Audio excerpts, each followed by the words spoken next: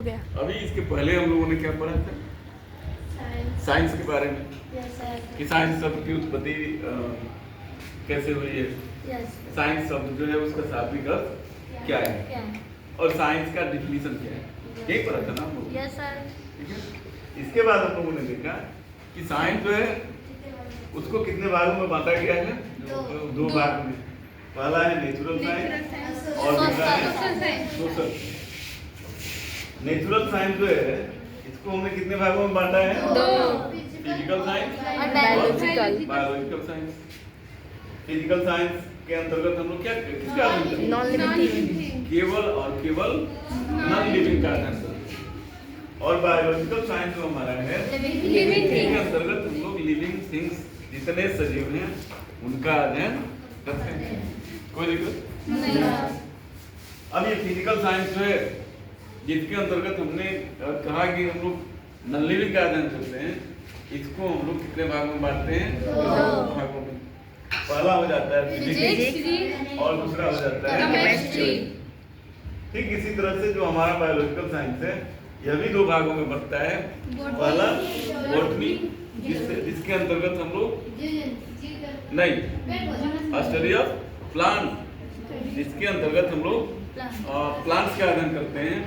और दूसरा हो जाता है जूलॉजी जिसके अंतर्गत हम लोग एनिमल्स का अध्ययन करते हैं। Study of animals. ठीक है, यहाँ तक कोई दिक्कत नहीं। अब हम लोग देखेंगे नेचुरल साइंस। ये नेचुरल साइंस जो हमारा है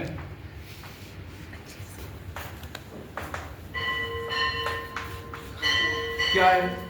तो जिस तरह से हमने कहा कि साइंस जो है उसको हम लोग कहते हैं systematic study of fact and phenomenon related to human. ये systematic study of fact and phenomenon is called science. ठीक उसी तरह से नेचुरल साइंस जो है इसमें हम लोग कहते हैं systematic study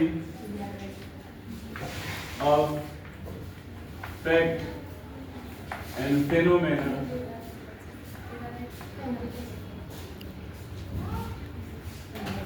systematic study of fact and phenomena.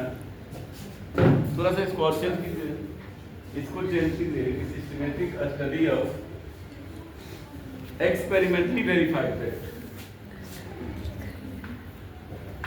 Experimentally verified fact and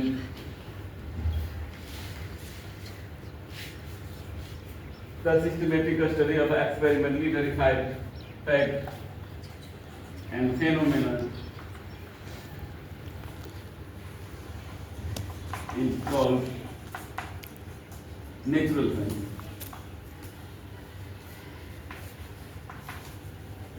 दोनों में हम लोगों ने क्या देखा? हमने अंतर देखा कि यहाँ पे हम लोग क्या कर रहे हैं, किसका अध्ययन कर रहे हैं?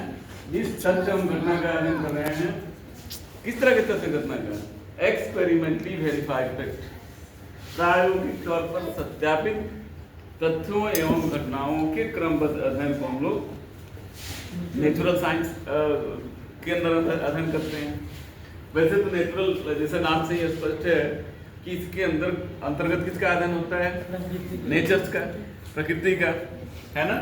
तो अब ये नेचुरल साइंस जो हमारा है इसको हमने दो भागों में बांटा था। ठीक है, दूसरा भाग जो हमारा हो जाता है क्या? Social science. तो सोशल साइंस मिटा दे इसको, इधर से मिटा दे। Yes sir. इधर से नोट कर लिए? Yes sir. तो इसको हम मिटाते हैं। दूसरा जो हमारा पार्ट है ये social science.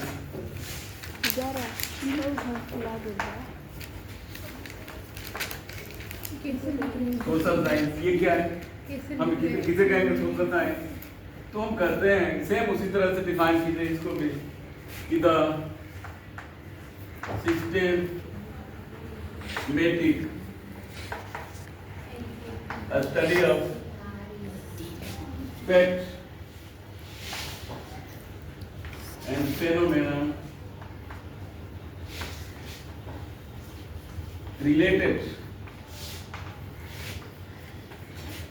to human society is called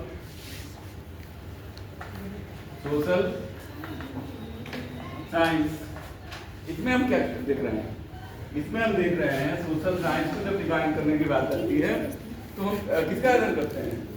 उस प्रकार के तथ्य हम घटनाओं के अध्ययन का अध्ययन करते हैं जो किससे रिलेटेड, जो मुख्य रूप से मानव समाज से रिलेटेड। इसलिए हमने कहा कि the systematic study of fact and phenomena related to human society is called social science. ठीक है? कोई दिक्कत? क्या बोल समझ में नहीं है तो हिंदी में बता रहे हैं।